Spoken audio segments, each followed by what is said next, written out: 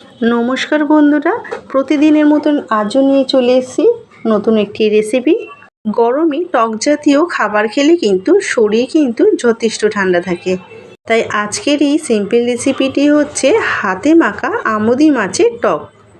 বানানো কিন্তু খুবই সহজ। প্রথমে আমুদি মাছগুলো ভালো করে বেছে ধুয়ে নিয়েছি, আর এখানে টকের জন্য লাগছে কাঁচা পাকা টমেটো নিয়েছি, আর নিয়েছি চেরা কাঁচা লঙ্কা, আদা রসুন বাটা, কুচনো পেঁয়াজ। আমুদি মাছের মধ্যে নুন একদমই সামান্য দিয়েছি, কারণ আমুদি মাছে কিন্তু একটু নুন ভাব থাকে। আর দিয়েছি পরিমাণ মতন হলুদ দিয়ে খুব ভালো করে মাখিয়ে রেখেছি।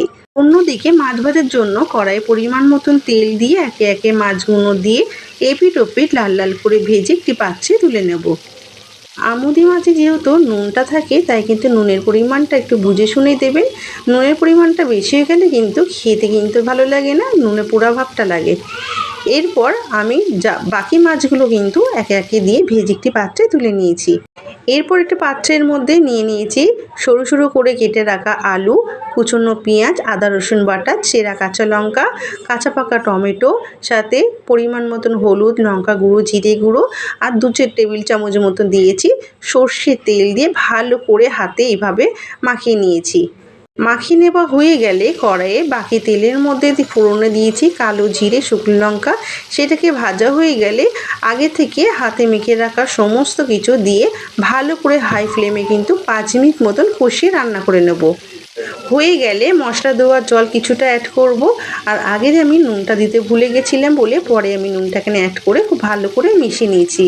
মিশিয়ে নেওয়া হয়ে গেলে আগে থেকে ভেজে রাখা আমুদি মাছগুলো দিয়ে ঢাকনা চাপা দিয়ে আলুগুলো সুসিদ্ধ হওয়ার জন্য হাতে ধরে আমি 2 মিনিট মতন রান্না করে নিয়েছিলাম।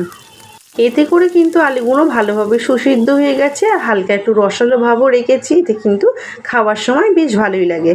এখানে কিন্তু আমুদি মাছের টক ঝাল পরিবেশনের জন্য একদম রেডি। তবে গার্নিশের জন্য উপর থেকে কিন্তু ধনেপাতা কুচিও ছড়িয়ে দিতে পারেন। আমার কাছে ছিল না, আপনারা যদি চান তাহলে কিন্তু উপর থেকে ছড়িয়ে দিতে পারেন। এতে করে দেখতে খেতে দুটোতেই কিন্তু ভালো লাগে। আশা করি রান্নাটা কিন্তু আপনাদের কাছে খুব বেশি কঠিন লাগেনি। একদমই কিন্তু সহজ এবং সুস্বাদু একটি রান্না। এই রেসিপির স্বাদ পেতে হলে অবশ্যই কিন্তু ভিডিওটি সেভ করে রাখুন, শেয়ার করে রাখুন, যাতে আপনাদের বানাতে সুবিধা হয়। আর বানিয়ে জানাতে ভুলবেন না যে আপনাদের কেমন লাগলো। সাথে ভিডিওটি ভালো লেগে থাকলে লাইক শেয়ার করে দেবেন। আর হ্যাঁ, সাথে কিন্তু সাবস্ক্রাইব করতে কিন্তু চ্যানেলটি ভুলবেন না। ফিরছি তাহলে পরবর্তী নতুনত্ব কোনো ভিডিও নিয়ে। ততক্ষণে ভালো খান, ভালো থাকুন, টাটা।